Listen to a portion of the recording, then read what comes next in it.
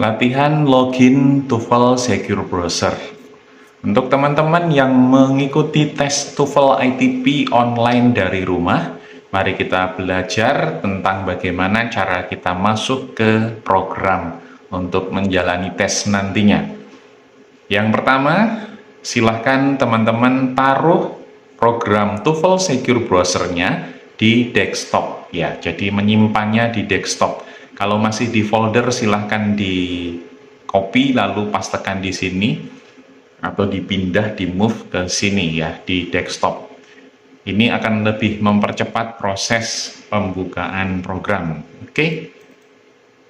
Kalau sudah selesai nanti teman-teman, maksudnya sudah selesai tes, sudah nggak mau tes lagi, teman-teman tinggal delete saja dari desktop.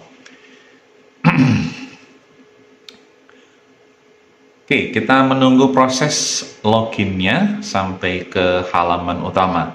Kecepatan loadingnya ini tergantung dari internet dan juga kapasitas laptop kita ya. Oke, sudah terbuka. Di sini ada tulisan Start My Classroom Test.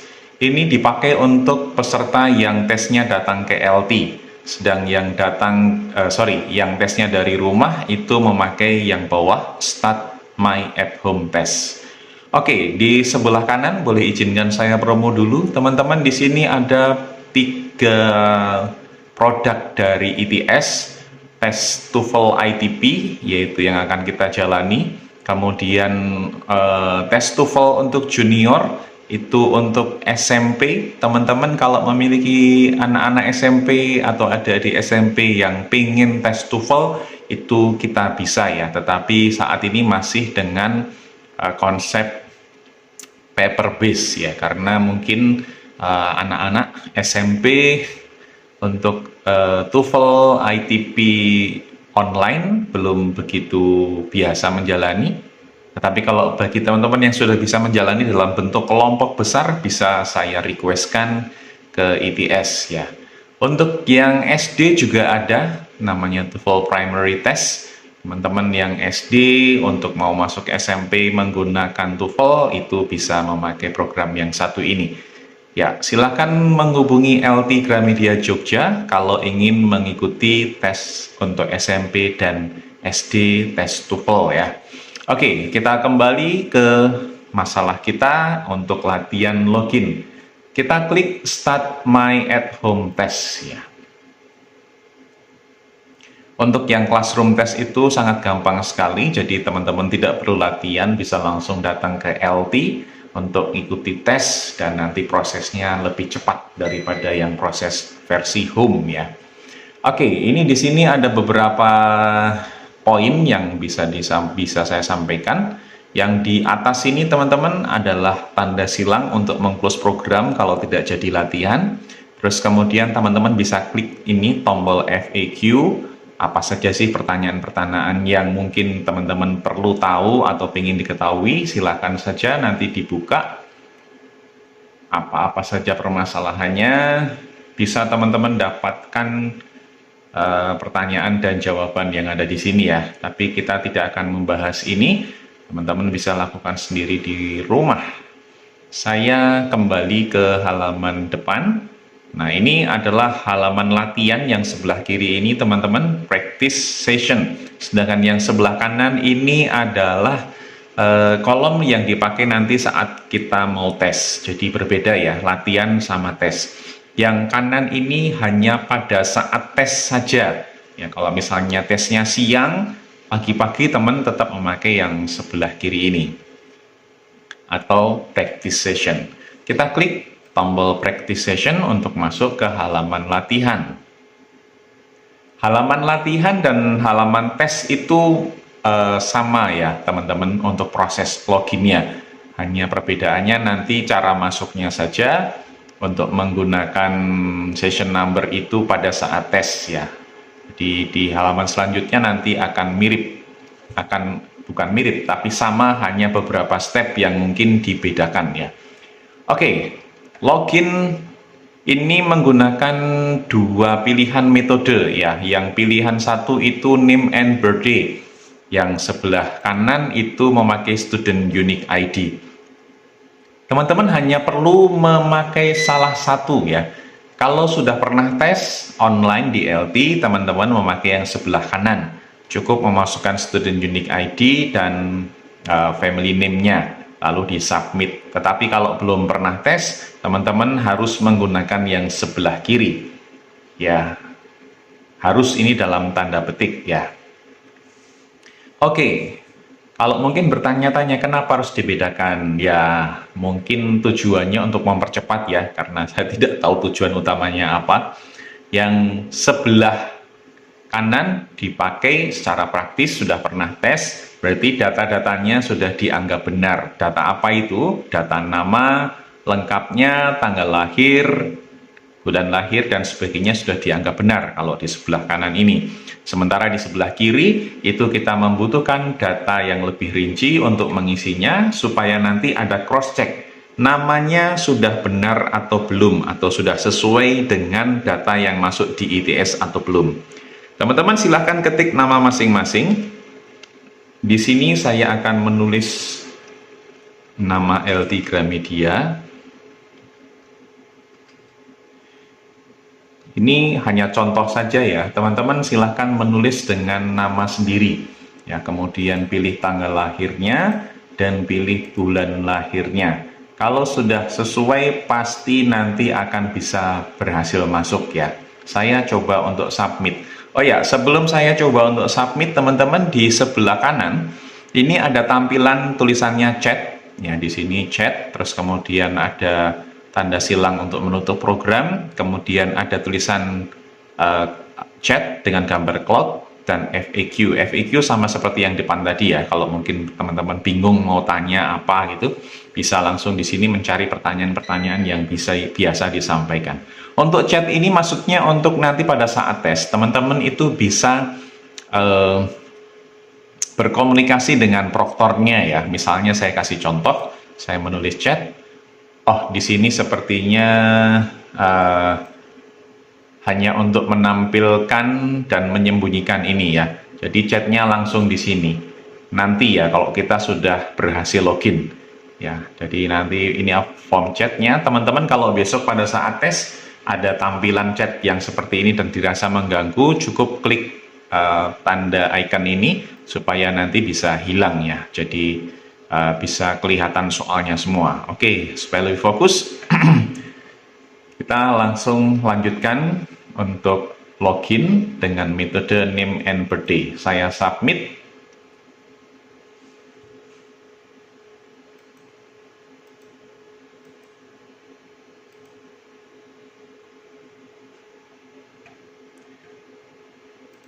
Ya, prosesnya agak sedikit lama untuk ke halaman selanjutnya, tapi nggak apa-apa.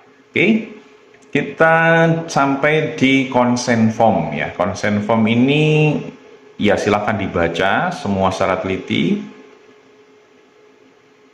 Terus kemudian diklik tombol ini.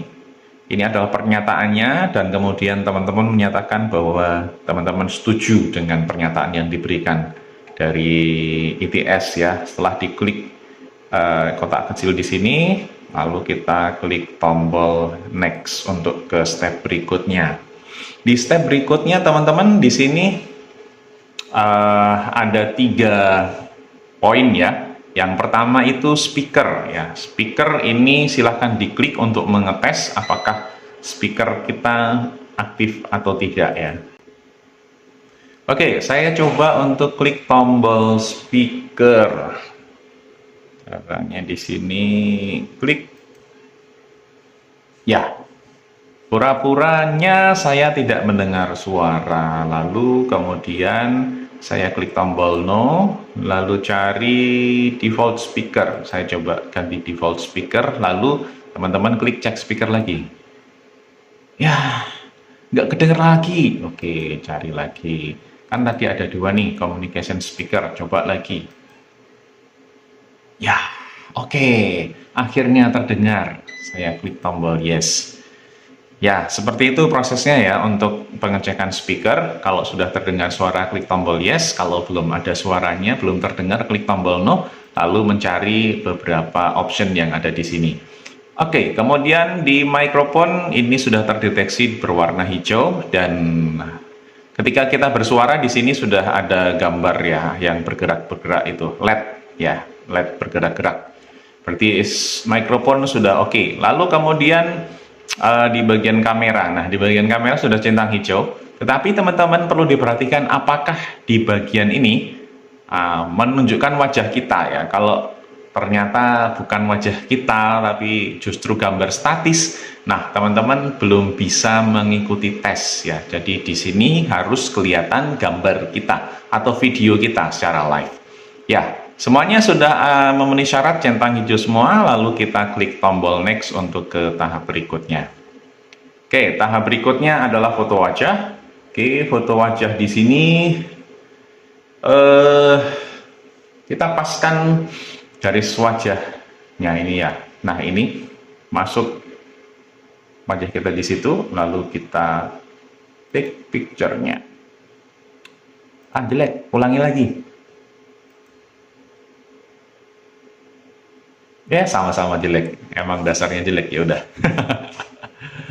Oke, ini jadi bisa berkali-kali teman-teman mencoba untuk take picture, sekali, dua kali, tiga kali, kurang pas, mau digaya-gayain apa gitu, bisa ya. Intinya adalah jangan terlalu kecil wajahnya, kalau seperti ini. Wah, ini kan terlalu jauh nih.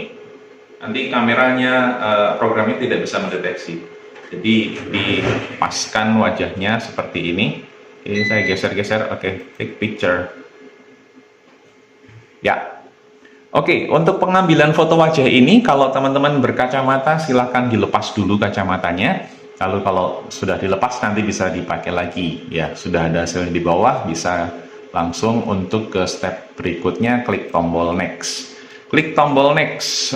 Oke, saya ambil ID card dulu.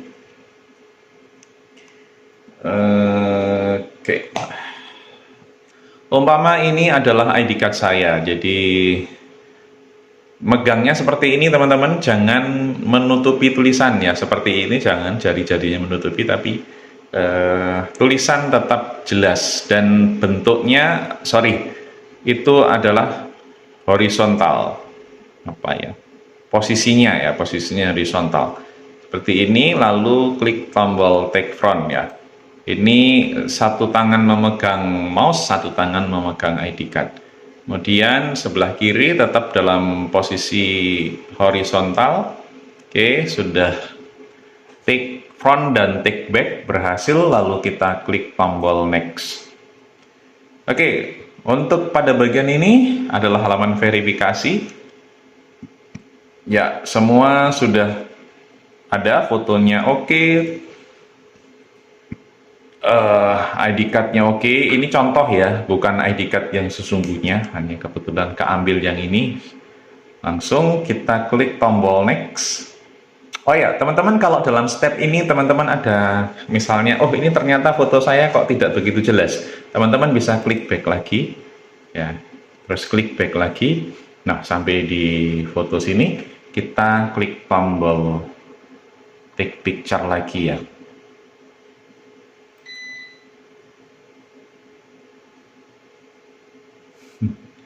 Oke, ini contoh sudah berhasil, lalu kita klik tombol next. Dan di KTP tadi sudah ada fotonya teman-teman, tidak perlu ambil foto lagi, langsung klik tombol next. Nah, ini sudah berbeda untuk foto wajahnya, sementara foto KTP-nya atau ID-nya. ID sebaiknya menggunakan SIM ya teman-teman, karena biasanya foto SIM lebih reliable dengan wajah yang sekarang.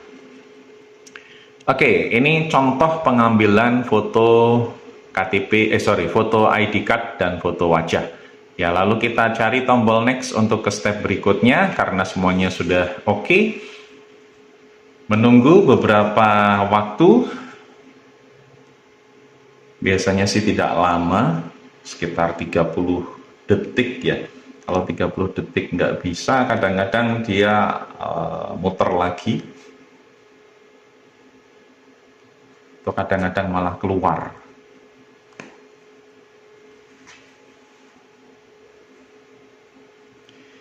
90%. Dan ini masih bergantung pada kecepatan internet yang kita pakai ya teman-teman ya. Dan ternyata sudah berhasil. Congratulations. Ya, ini menyatakan bahwa perangkat kita sudah oke untuk menjalani tes. Dan internetnya juga sudah cukup memadai. Tetapi ini bukan jaminan ya. Karena pada saat ini mungkin bisa, tetapi nanti pada saat tes ternyata ada yang berubah. Nah, itu bisa jadi tidak berhasil sampai akhir ya. Ini hanya pada latihan untuk ucapan congratulation-nya ini. Kalau pada saat tes congratulation ini tidak muncul, melainkan nanti tulisannya itu kalau nggak salah awaiting proctor approval for nama yang sedang mau tes. Seperti itu. Nah, ini kalau kita diamkan tanpa saya memencet apapun, nanti program akan close dengan sendirinya. Kita tunggu 3, 2, 1, 0. Ya, akan close programnya. Oke, berarti latihan login sudah selesai. Untuk pertanyaan, silahkan menghubungi nomor WA di WA grup ya, nomor siapapun yang jadi proktor di sana bisa ditanyakan, langsung ngechat di WA grup boleh, langsung PM juga tidak masalah. Terima kasih teman-teman, semoga membantu untuk latihan login agar tesnya nanti pada saat memang sudah harus tes bisa dengan login dengan gampang dan teman-teman tidak perlu banyak mikir untuk hal ini ya. Pengambilan foto seperti saya contohkan tadi, foto ID card dan foto wajah itu hanya dilakukan sekali pada saat mau tes saja.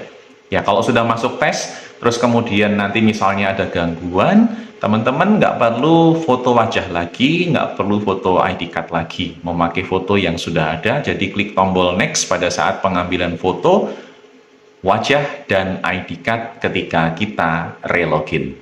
Terima kasih, semoga membantu.